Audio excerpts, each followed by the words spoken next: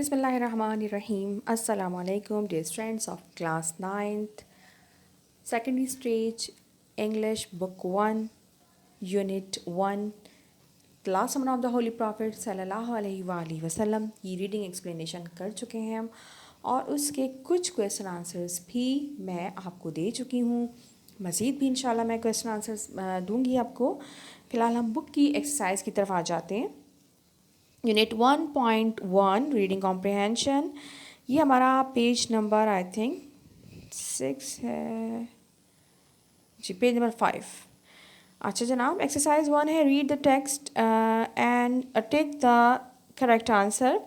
The text is about the battles of Islam, the family of prophet Muhammad सल्लल्लाहु अलैहि वसल्लम, the migration and teachings of Prophet Muhammad sallallahu alaihi wasallam, or the last pilgrimage. तो option D is the right answer, the last pilgrimage. Number 2, which of the following message is mentioned in the last sermon as given in the text? People should not hurt others. Both men and women have rights over each other. Muslims are a part of one brotherhood. All of the above. इसका भी right answer D option ही है। उसके बाद vocabulary exercise 2 है हमारे पास, जिसमें हमें कुछ वर्ड्स दिए गए हैं जो कि ज़ाहिर इसी टेक्स्ट में से लिए गए हैं और उनकी मीनिंग हमें फाइंड करनी है। मीनिंग सारी इनकी ग्लॉसरी में मौजूद है। आपने अपने तौर पे जो टेक्स्ट को पढ़ के जो उसकी मीनिंग समझ में आ रही है वो आपने लिखनी है, फिर आपने ग्लॉसरी से इनकी मीनिंग फाइंड करनी है। एंसेस्टर्स कहते हैं आबाओ अजदाद को। माइग्रेट हिजरत करना। एग्रेसिव गुस्सा हो जाना। हिपोक्रेट्स मुनाफिक, पेगन्स काफिर। हारमनी हम आहंगी। प्रोहिबिटेड ममनुआ मना किया हुआ। अलायंस इत्तेहाद। यूनिफाइड जमा करना मुत्तहिद करना। कंसोलिडेटेड इस्तेहकाम देना बुनियाद रखना मजबूत करना। एस्ट्रे भटका हुआ गुमराह। बीवेयर खबरदार। सुपीरियॉरिटी फौकियत। पाइटी तक़वा पाकीज़गी। लेजिटिमेट जायज़। इक्विटेबल मुनसिफाना। मेरिटोक्रेसी काबिलियत के मुताबिक। प्रिंसिपल असूल। अब इन वर्ड्स का एक्सरसाइज 3 में आपने करना यह है कि इन वर्ड्स में से कोई से भी 10 वर्ड्स के सेंटेंसेस बनाने हैं और ये वर्ड सेंटेंसेस हमारे पेपर पैटर्न में शामिल नहीं हैं, आपके पेपर में नहीं आने हैं, लेकिन ये चीज़ें जो होती हैं ये आपको लैंग्वेज सिखाने के लिए की जाती हैं। तो ये एक्सरसाइज मैं रिकमेंड करूँगी कि आप लोग ज़रूर करें और ख़ुद से करें। ये यानी आप एक्सरसाइज जो है वो नेट से, बच्चे आजकल करते हैं यही कि नेट से जो है वो सेंटेंसेस ले लेते हैं, ये ना किया करें। कोशिश करें कि आप ख़ुद से बनाएं। और दूसरा ये कि कुछ सिंपल हो, भले बहुत ज़्यादा कॉम्प्लिकेटेड ना हो, बहुत ज़्यादा हाईफाई ना हो, लेकिन आप ख़ुद से ही बनाने की कोशिश करें। इसके बाद है एक्सरसाइज 4 है read the following text and answer the following questions bye circling the right answer. Number 1, how did the Quraysh treat the Holy Prophet sallallahu alaihi wasallam? They favored him, they opposed him, they loved him, they criticized him. C is the right option. B is the right option. They opposed him. Number 2, when did the Holy Prophet sallallahu alaihi wasallam migrate to Medina? 620, 621, 622, 623, and right answer is 622. That is option C. Number 3, when the Holy Prophet sallallahu alaihi wasallam settled in Medina, Which of the following groups of people lived there? Muslims and Jews, Muslims, pagans and Jews, Muslims, pagans, hypocrites and Jews, Muslims, hypocrites and Jews, and C is the right answer. Muslims, pagans, hypocrites and Jews. Number 4. Where did the Holy Prophet sallallahu alaihi wasallam deliver his last sermon? Quba Mosque, Urana Valley, Jabal Rahmat, Hudaybiyah. And right answer is Urana Valley, B. Number 5. When did the Holy Prophet sallallahu alaihi wasallam perform his last Hajj? और ये तो सबको ही पता है, ज़ाहिर है 10 साल हिजरत के हजूर सल्लल्लाहु अलैहि वसल्लम जो है वो हयात रहे थे, तो जाहिर है कि वो 10th हिजरी ही होगा. Option C 10th year of हिजरा. इसके बाद है एक्सरसाइज 5. अच्छा जी, अब ये जो एक्सरसाइज है एक्सरसाइज 5 ट्रू फॉल्स, ये एक्सरसाइज ज़ाहिर है कि ट्रू फॉल्स तो पेपर में नहीं आते हैं.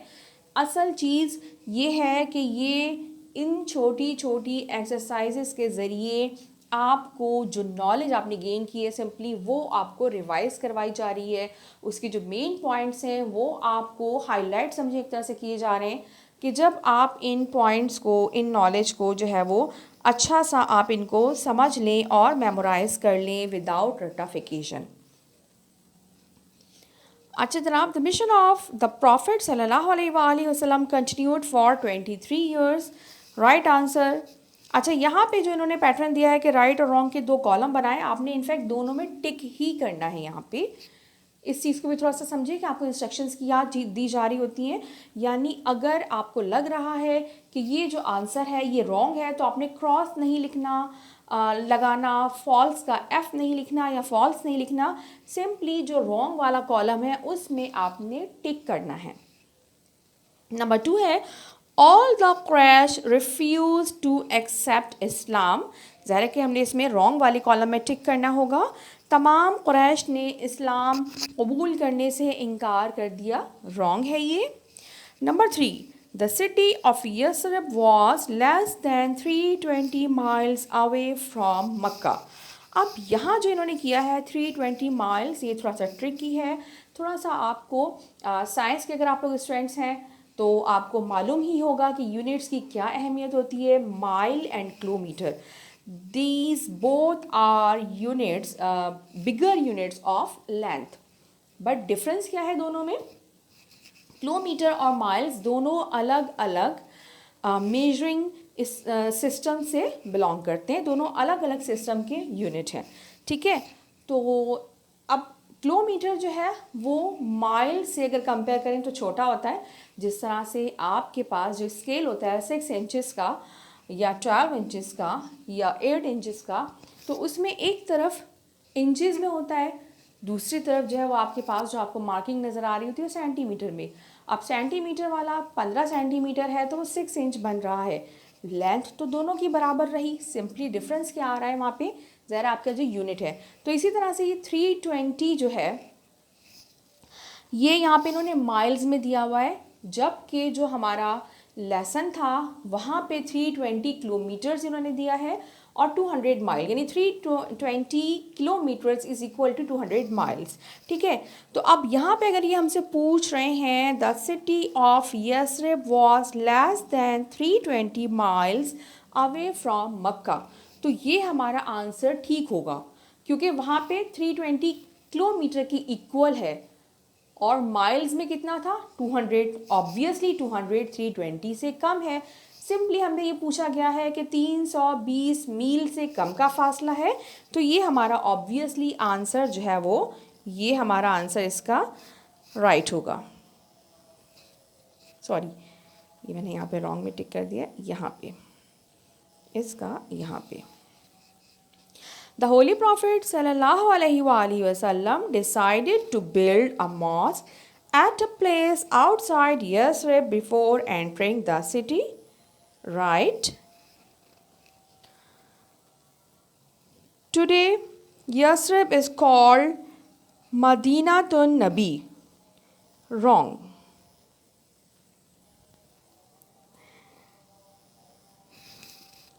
The people of Medina agreed that Prophet Muhammad sallallahu alaihi wasallam should settle their dispute. Right? The Holy Prophet addressed such a large gathering of Muslims for the last time at Arafat. Right? Islam has different laws for the black and for the white people. इस्लाम के पास गोरों और कालों के लिए अलग अलग कवानीन हैं. False. All human beings are children of Adam and Adam was made of dust. True. ठीक है जनाब. अच्छा भी रहता है. अच्छा लास्ट है. Only the people who heard the last sermon were supposed to follow it. Wrong. ये सिर्फ उन लोगों के लिए नहीं था जिन्होंने वो खुतबा हज या आखिरी खुतबा सुना. सिर्फ उनको ही उसको फॉलो नहीं करना था, बल्कि उन्हें नबी सल्लल्लाहु अलैहि वसल्लम ने ख़ास ताकीद फरमाई थी कि ये पैगाम आपने उन लोगों तक पहुंचाना है जो आज यहाँ मौजूद नहीं हैं.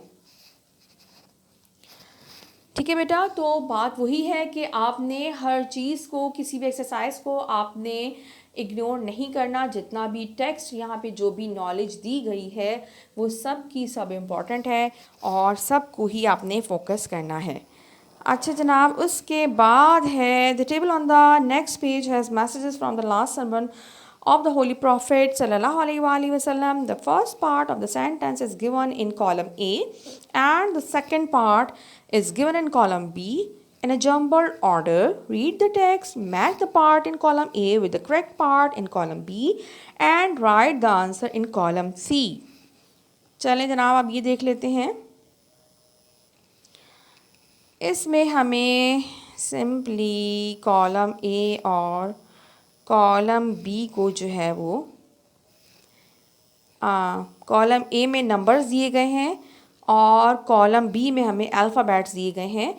सामने हमने फिर इनको इस तरह से लिख लेना है कि सामने इनके हमने जो भी नंबर है और जो भी हमारा अल्फ़ाबेट आ रहा है उनको लिखना है. यानी पहला हुआ है only those people were superior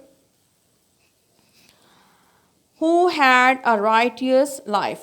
1F जैसा कि आपको लिखा नज़र आ रहा होगा. इसी तरह से हमने इनको मैच करना है.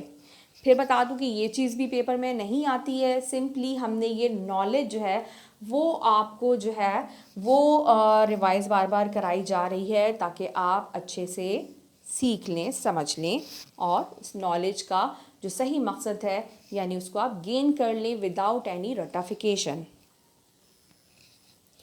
All Muslims were tied to each other. अब ये कहाँ मैच होने वाला है?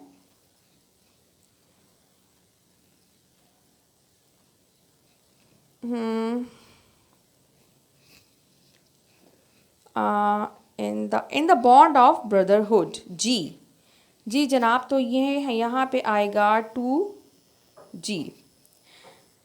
The only thing that made one person better than the other was the goodness with which they led their lives. 3J. Number 4. No Muslim had right to things belonging to other Muslims unless they gave these of their own free will. That is 4I. 5. Satan will try to misguide you in small matters, so be careful. अब ये है 5H. Therefore, all claims to superiority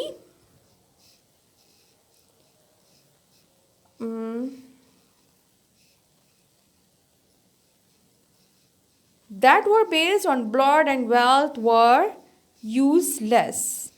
तो 6 match हो रहा है B से। 7. Return all things kept with you in trust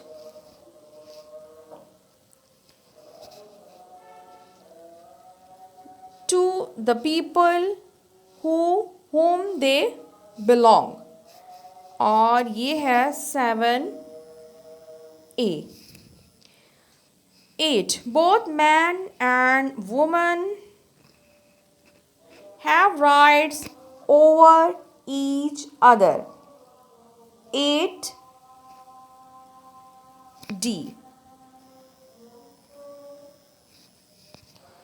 If you will hurt others,